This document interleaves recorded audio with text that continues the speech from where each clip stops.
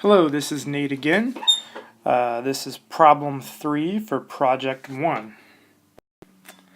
So this problem states water initially at 300 kilopascals and 0.5 cubic meters per kilogram for specific volume is contained in a piston cylinder device fitted with stops so that the water supports the weight of the piston and the force of the atmosphere. The water is heated until it reaches the saturated vapor state, and the piston rests against the stops.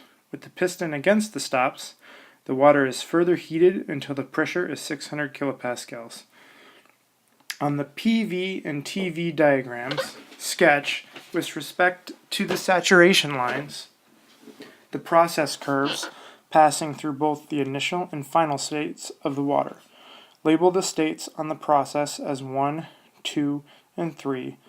On both the PV and TV diagrams, sketch the isotherms passing through the states and show their values in degrees Celsius on the isotherms.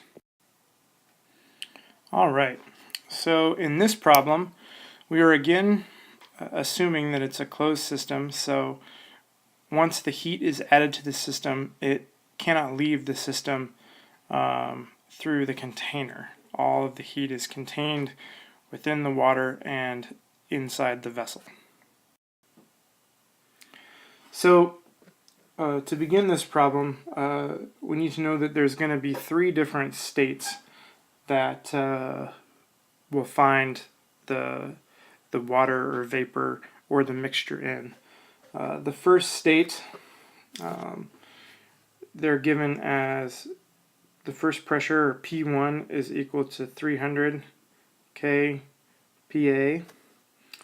The specific weight, or volume, V1 is 0.5 cubic meters per kilogram. In this state, so we're going to go to our chart, or our table, A5, and we're going to look at P1, which that should be 300. 300 kilopascals or 0.3 megapascals on the left hand side of the column. When we look at our VF values, our saturated liquid and our saturated vapor of VG, our given value of 0.5 falls between the values of 0.001073, which is VF, and 0.60582, which is VG. Since it falls between those two values, we know that in state 1, it is a saturated mixture.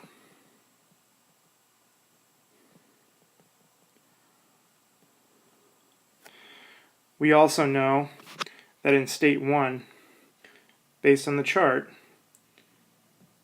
T1 is going to be 133.52 degrees C.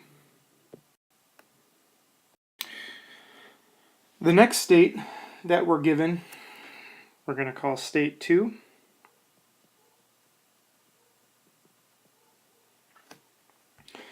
At this state, quality is given x2 is equal to 1.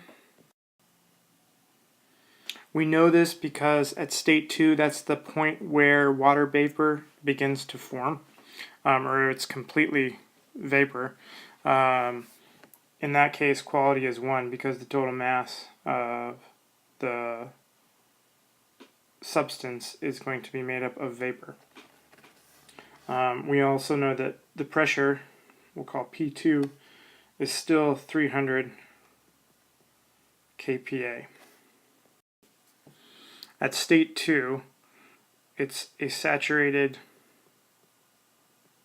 vapor, and we can take the VG value from table A5 again at 300 kPa. VG is equal to 0.60582.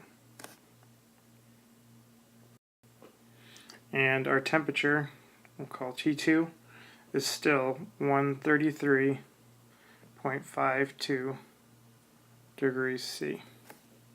This is the point where water is completely transformed into vapor, precisely at that point. So now we'll move on to state 3, which they've given us the final pressure at state 3, which we'll label as P3, which is 600 kPa. We also can deduce at this point, since it was a saturated vapor and the pressure has continued to increase, that we are now looking at a superheated water scenario.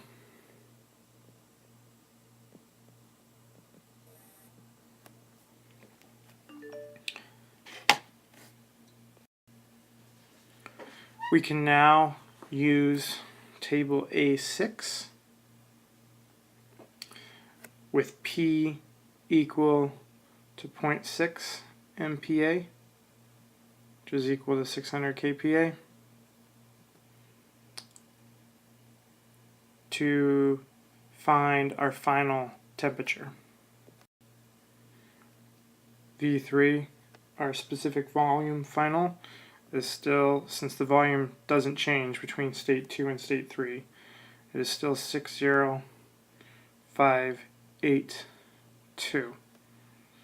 When we look on table A6, 0.60582 falls between the values of 0.592 and 0.66976, which are the values for 500 and 600 degrees Celsius. So we have to do a linear interpolation to find the exact final temperature. So to do that linear interpretation, we set up a little temperature and specific volume chart. We'll call it Y1, Y2, and Y. We have 500, 600, and Y, our variable that we're looking for. We have 0.592, 0.66976, and our value from before, 0.608 or 60582. Using this formula, y equals y2 minus y1 over x2 minus x1, x minus x1 plus y1. We substitute in, we'll call this x1, x2, and x, subbing these values into that.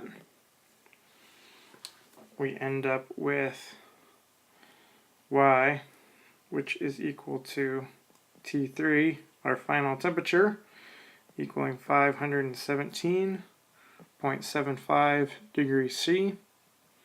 Now we can double check this to make sure we didn't do any math errors, because that value should fall between 500 and 600, our Y1 and our Y2. If it, just a note, if you're ever doing this and your value isn't between that range, you most likely did something wrong.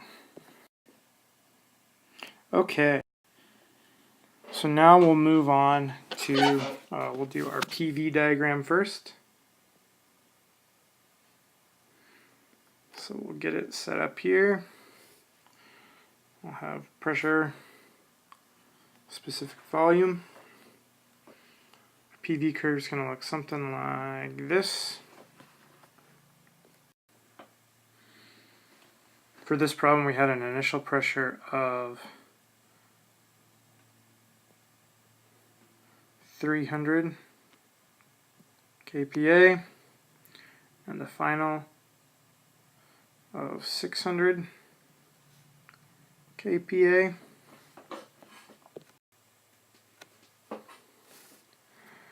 During our initial saturated mixture, we had a temperature of 133.5 degrees C at the saturated vapor, the temperature was 158.8 degrees C. We had our initial specific volume, call that 1 at 0.5. Our final specific volume, we'll call that 2, which was 0.60582.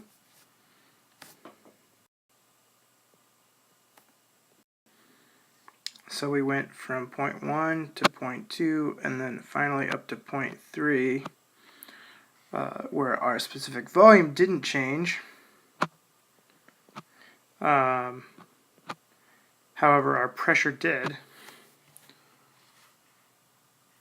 which the isotherm for the final temperature is 517.8 degrees C.